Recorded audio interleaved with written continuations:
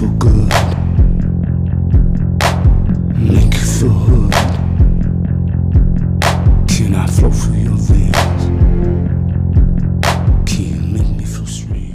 There's some great people at Domino. I met some really good people who actually work the day-to-day stuff. Very cool people in there, good people.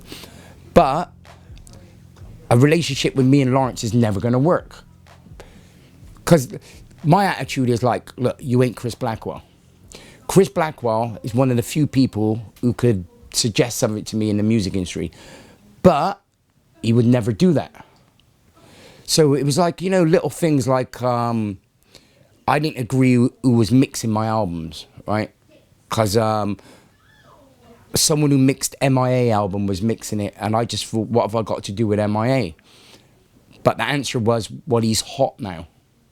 Now, if you have to go with whoever you think is hot now, to me that means you're not really a music person.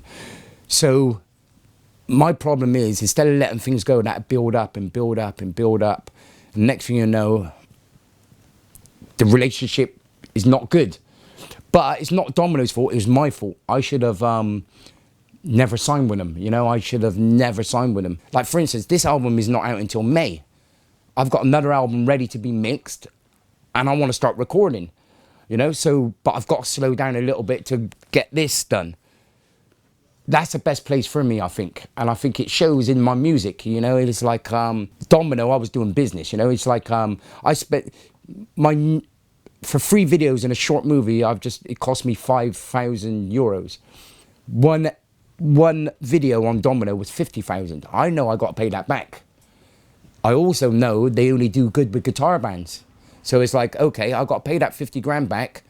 You better get some guitarists on your album. You better make this sound like a... So straight away, I'm thinking business. So I'm thinking, now I'm not worried about what this record does, because it hasn't cost too much money. But with Domino, I know, right, so 2 videos, we're talking 100 grand. I got to pay that back to them, also knowing they don't do anything with electronic music. So it's like, all right, get guitarists on there, make it sound like a specials album or a da-da-da-da. That's a wrong attitude to have, because I'm working to pay back money they've spent. Now I don't have that responsibility. You know, it's just like, I got the music, I put it out. So it's not Domino's fault, it's also my fault. The one thing I got a problem with is like the celebrity culture thing. Wow. It's just like, it makes me don't have respect for a lot of musicians. I don't care who you are. And, you know, if you're gonna think you could get to me like, but because you're successful or, so it's like, one time, like for instance, I was in a club in New York, right? A club called Life, and I was with a friend, and a guy I know come over to me and said, Lenny wants to meet you. I said, Lenny who? I don't know any Lenny. And he said, Lenny Kravitz. And he was over the other side of the room. So I said, yeah. And he goes, yeah, he wants you to, do you want to come over? He wants to meet you. Well, 1, I'm not a fan. 2, you want to meet me, but you want me to get up. To me, that's the attitude of a lot of successful celebrities. And so I said to the guy, if Lenny Kravitz wants to meet me, he should come over.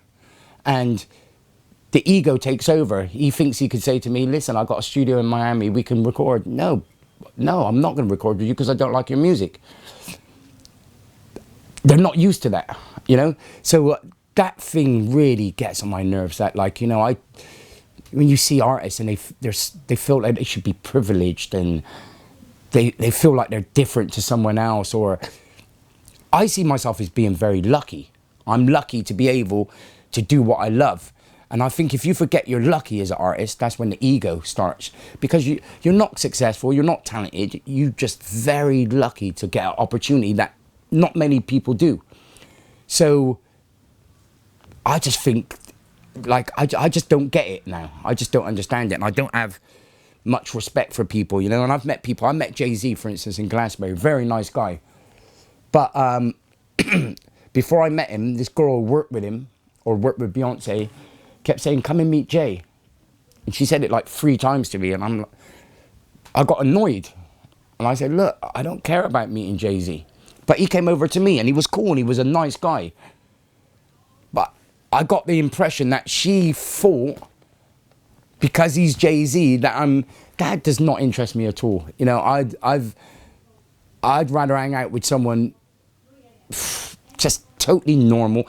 And I don't have musician friends. I don't have any friends who are musicians. My best friends, they have normal jobs.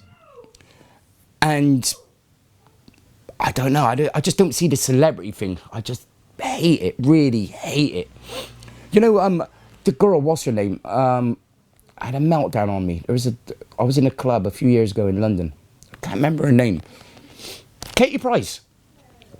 Someone introduced me to her, and I didn't hear. And I don't know who Katie Price is. I haven't lived in this country for 17 years.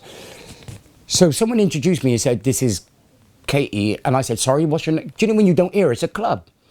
It's loud. So I said, "Sorry, what's your name?" And she said to me, "Oh, I'm nobody.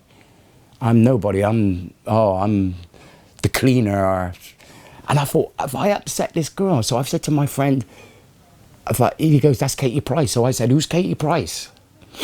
Do you know what I mean? So I don't understand that. You know what I mean? And it's like I wasn't being rude to her. I just didn't know who she was. But does that matter? Like, you know, I'll sit in a cafe. Say, for instance, you know, like somebody might start talking to me, say, "What do you do?" I'll never tell them what I do. If you don't know who I am and you don't know what I do, we don't need to speak about it. You know, I usually say, like, you know, sometimes I get a business class ticket somewhere, and, you know, the business guy next to me wants to know, what's this guy with tattoos all over doing in business class? I usually say I'm a manager. You know, I manage young artists, and I just lie. Because the last thing I want to do is sit down and talk about my music or where I've been, and, you know, it's unnecessary. So some people consider me successful. This is what young artists need to realize. Being successful is not going to make them happy. I've done 10 albums. Nothing's changed. It's almost saying, I still got the same problems. I still wake up and I don't feel good sometimes, and I still miss my mother from years ago. I still haven't got over certain things. So success is not going to make everything all right, you know? So, and I'm still me. And it is going back to, like, I'm still there, you know? Like when people say, Trick is back. I've heard that many times in my career. Trick is back. I ain't gone nowhere. I choose to do things for different reasons. So nothing's changed, you know? I really don't like Margaret Thatcher. I don't want to speak ill of the dead, but musically, she made some great stuff. Because she was so bad. Yeah, she's like very important musically. And it's funny, it's like, I don't agree with her politics at all, but I wouldn't have changed anything because she made me who I was. She made me a rebel in a way, going through that. You know, when you hear specials saying, talking about Maggie Thatcher, and that's when I first got my political identity, learning from people like the specials. So in a way, I wouldn't have changed her for the world. I think it's a bit perverse how much you're spending on her funeral, which is sick.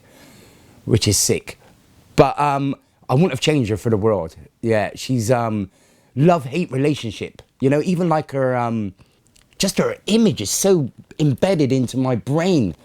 You know, so I would have never changed her for the world. And I must admit, I did like that strong woman vibe. You gotta love that. You know what I mean? The first woman prime minister, and she was tough. And you know, the way she dealt with people, she wasn't playing. So you gotta love that about her.